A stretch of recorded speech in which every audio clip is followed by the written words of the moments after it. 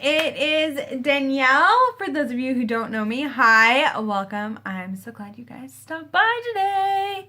I am doing my 10 least favorite products of 2017, and I'm looking, and a lot of these are from BoxyCharm. I don't know if that's like hint to me, like, BoxyCharm. But I went through all of my makeup and picked out 10 products that I did not like, which was really difficult. My hair is super frizzy today.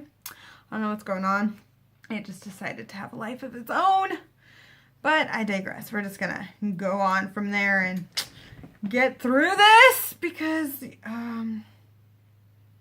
these are some disappointing products, yo. If you guys like these, just know that these just are not my favorite.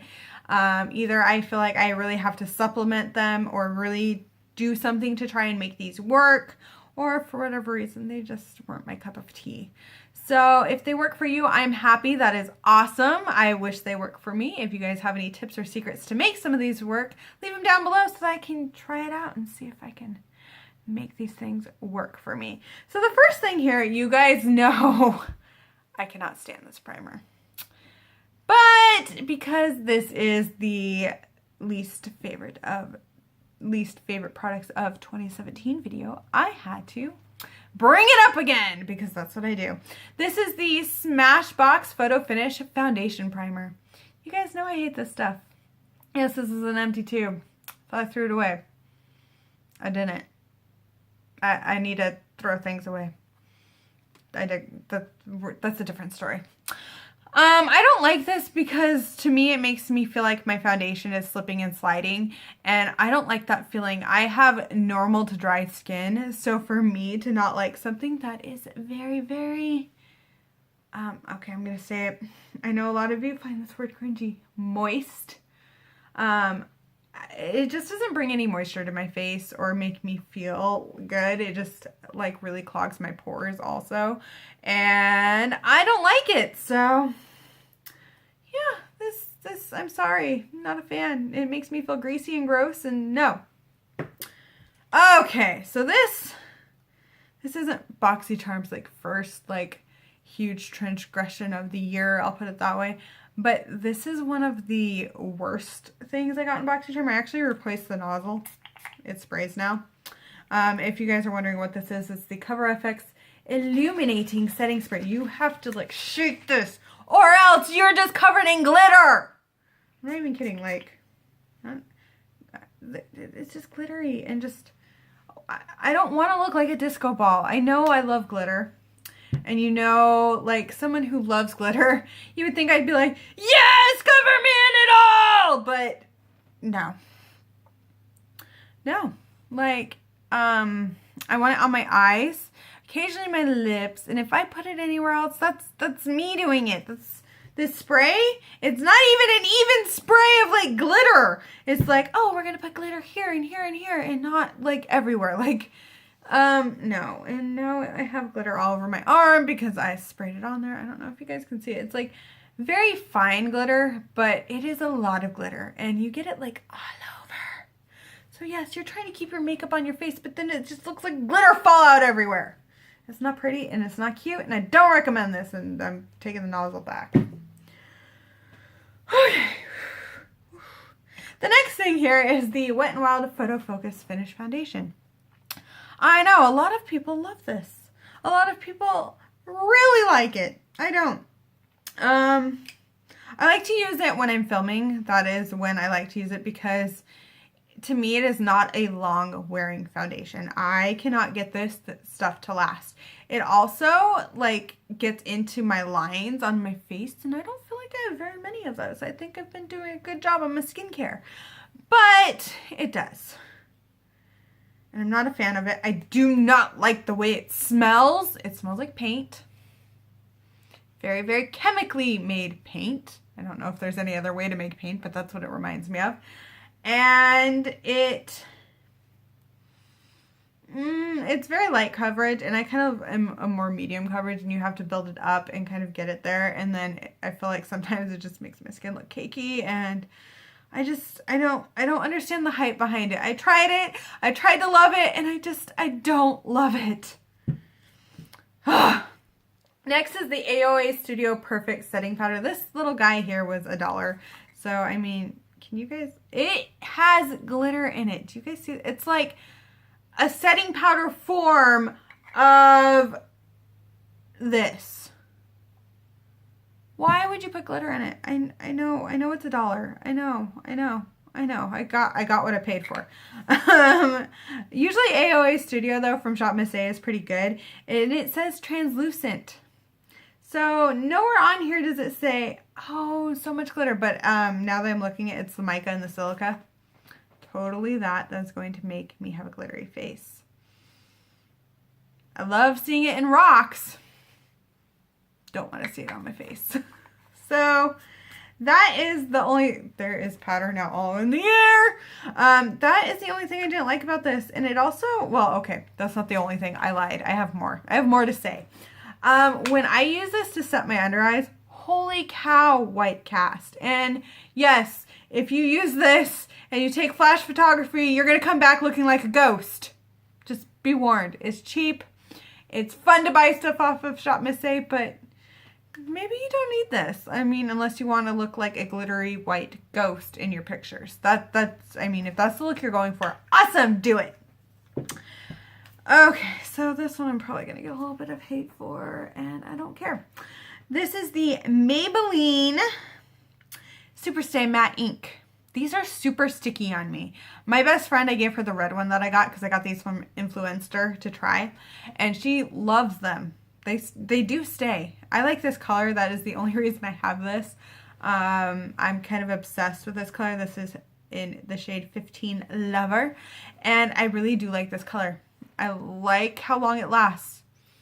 I just wish my lips would not stick together. And it doesn't matter what I do. Like, I can, like, go full on, like, exfoliate my lips, make them as smooth as possible, really let this dry, not put too many layers on, and I still have lips that stick together when I talk.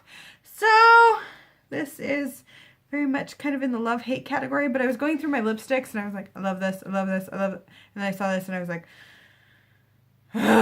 which is exactly how I feel when I decide to wear it. I'm like, why am I doing this? Why am I even trying to wear it? Like, you don't like the way it feels on your lips, but you love the color. So you're going to suffer because you love the color.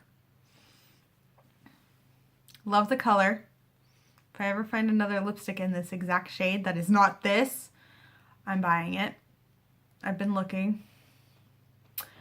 But the formula of this is just crap in my opinion. And I have nothing else nice to say about that. So there's that. Next is the Ulta Beauty Illuminator. I used to love this. This is the one in Yellow Diamonds. It's not... See, it's very subtle. But it also, when I started noticing what it was doing is you could very much see the line of where I put it.